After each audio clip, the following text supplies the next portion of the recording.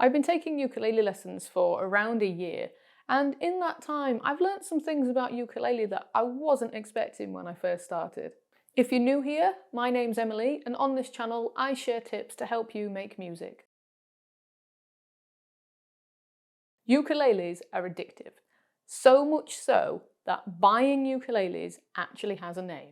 It's called Ukulele Acquisition Syndrome, or UAS, and it seems like everyone who's passionate about ukulele has this problem. It's not enough to just have one ukulele of each of the standard sizes. People will also want a sopranino and maybe a banjolele, so a hybrid between a banjo and a ukulele, and the list goes on. There's so many different types, so many different varieties, and they all sound different. And in comparison to other instruments, they're relatively inexpensive, so it's quite easy to end up with more ukuleles than perhaps you expected to when you first start playing. Another thing that I learned about ukulele is that ukulele clubs are a thing. People bring their ukulele to a pub or a church hall or something, and they all play songs together, and it's absolutely lovely. There are different types of groups, so some groups may stick to the standard chords like C, F and G and just play some basic songs. Other clubs will get together and push the boundaries a little bit. They'll learn different types of music, different styles, and lots of different chords so that you don't get bored playing the same songs when you're used to playing a lot more. Regardless of what type of club it is, if you go along and you know some basic chords and you know the island strum, you'll be able to play along with some songs and join in with the group, even if you've never been there before. I was surprised at how many ukulele clubs there are, even within a small regional area.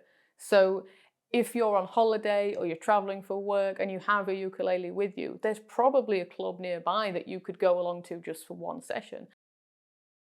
I was recently attaching some legs to a desk, and I usually use my right hand to screw wood screws into a tabletop. But this time I found myself using my left hand, and I wasn't even realising I was doing it until halfway through building the desk. Since that day, I've noticed I've been using my left hand for a lot more jobs than I used to. I think I've just developed more hand strength and dexterity in my left hand from being used to changing chords and playing ukulele and having this hand do more dexterous things than it's had to in the past. I also started learning guitar and piano again recently, and I've found that having this left hand strength has been really helpful for both of those because it has some independence and can hold a separate rhythm and do something different to what my strumming and picking hand is doing. One thing that really surprised me about playing ukulele is that I played it so much, the first few months in particular when I first started playing, that I developed a callus on this finger because I play the D using one finger like this, using like a ski slope style. And where it hits the strings, here, it developed a callus. So since then, I've stopped playing the D like that, and I now play it the normal way with 3 fingers so that I don't have a callus and a bump on my finger anymore. They say that the ukulele is a stepping stone to lots of other instruments, particularly guitar, and I have found actually that having played ukulele consistently for a year, it's the first time that I've picked a guitar up and been able to fret a bar chord comfortably and remember the chord shapes a bit more easily because the shapes translate between the uke and the guitar. I also learned that if I put a capo on the 5th fret of my guitar, that then the top 4 strings on the guitar are the same as the ukulele fretboard. The only difference is that the 4th string is tuned an octave lower than it is on the ukulele, so it's like playing a ukulele with a low G string. I really wanted to learn how to play the ukulele because of how happy it sounds.